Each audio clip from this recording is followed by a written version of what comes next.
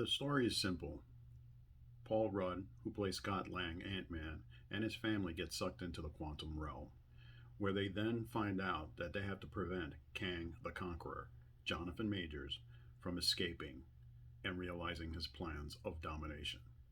Of course, there's some twists and turns throughout the film. We get to learn a little bit more about Cassie Lang, who is now a young teenager, how Scott feels about losing all those years when he was blipped during Avengers Endgame, and how he didn't get to spend time with his daughter, and how that makes him feel and react as a father. This is a story about fathers and daughters and family, and what we're willing to do to protect that family. Um, I enjoyed the film. There's comparisons to Star Wars because of characters that are introduced. Bill Murray's in the film in a probably you would call it an extended cameo. Did I feel it was necessary? No, it could have been taken up. To be honest, didn't really. In all honesty, I didn't care for that part, but it did make you understand a little bit more about Janet Van Dyne, who was the original Wasp, played by Michelle Pfeiffer. Um, Again, everybody in the film does their best with their roles. Michael Douglas is back as the original Ant Man, Hank Pym. You have Evangeline Lilly, who plays the Wasp. And of course, you have the actress who plays Cassie Lang now. Jonathan Majors as Kang. His introduction is powerful. Um, I do look forward to what else he's going to bring to the table. Obviously, for those of you that pay attention to comic book news and comic book movies, we do know there's two Avengers films coming down the road, and one of them is Kang, Avengers Kang Dynasty, okay, which then apparently leads into Avengers Secret Wars. How this is all going to get connected, hey, only time will tell. This is the first of the Phase 5 movies for the cinematic Marvel Universe, and honestly, for me, it was a decent ride. The visuals were great.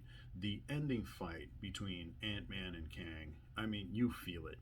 You see that Ant Man does whatever he can to be able to step up to the plate, being challenged by a villain of this stature. At the same time, you're like, hey, wait a minute, though. And here's a spoiler: Kang gets taken down by an army of ants. Hey, if you really pay attention to the world of insects, ants are extremely powerful insects. And to be able to overthrow a person, it's possible, okay? This film shows you the strength of what the insect world could do. Again, powerful performances overall.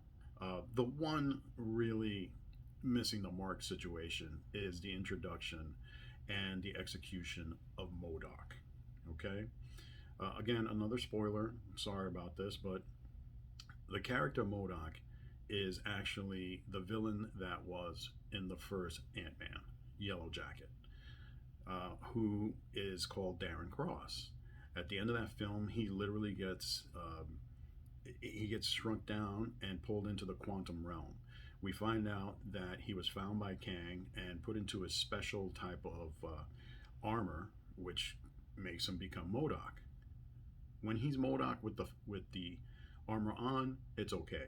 But when the mask comes up and you see the face of the actor, you're like, what the heck were they thinking? Yeah, it's jarring. Was it necessary? No. Was it a way for closure for that particular character? I guess that's why they did it. Um, at the end of the day, MODOK is literally just a joke throughout the movie. I mean, there's a literal sequence where he's fighting Cassie Lang while she's in her superhero outfit, and the conversation is like, "Stop being a dick," and you're like, "What?" You know, of course, he does have an arc in the film, and you get closure on MODOK's arc. All right. What does this mean for the rest of us, or as far as what happens next in the MCU? Well, only time will tell. Some of you are going to enjoy this film, some of you are going to tear it apart. I look at it this way: we had an introduction to a character who is connected to ants, that shrinks, that could grow. The first film introduced that character. We had a great personal story. The second film expanded upon the character. In the Avengers films, Ant Man he rose to the occasion, plain and simple. He was one of the reasons why, Endgame is the movie that it is. So I give total respect to Paul Rudd and how he has handled this character. I enjoyed it. I've seen it twice. I'll probably go see it again.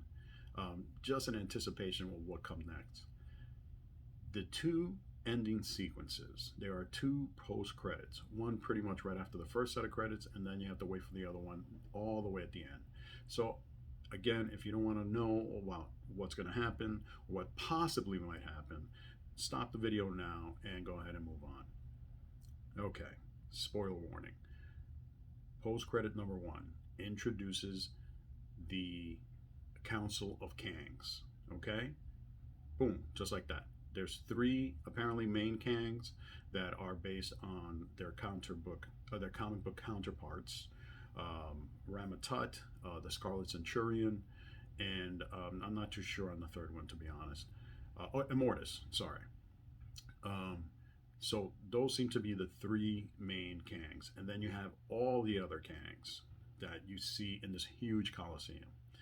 Then the credits keep going, and then you get to the second post-credit scene. Okay, this one is a direct tie-in to Loki season 2. For anybody that has been paying attention to the Marvel Cinematic Universe or the Marvel Disney Plus shows, Loki introduces the Kang character in that series. He's a different version of Kang.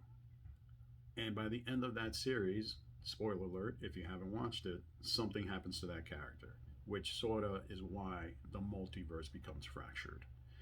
The second post-credit scene pretty much sets up the fact that we will be seeing another variant of Kang in that series. So look forward to that. I'm not sure when Loki season 2 is supposed to drop, but now I'm curious. And again,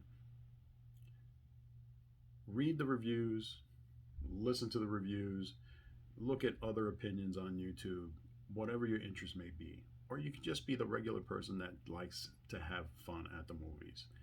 Again, this is the third Ant-Man film. What's there to be upset about? Enjoy the story, have fun with it, and look forward to what comes next in the MCU. This is Angel's View. Please subscribe. Please comment. Let me know what you think. Let me know what you thought about the movie. You hated it. You liked it. Looking forward to what's next. I know I am. Until next time.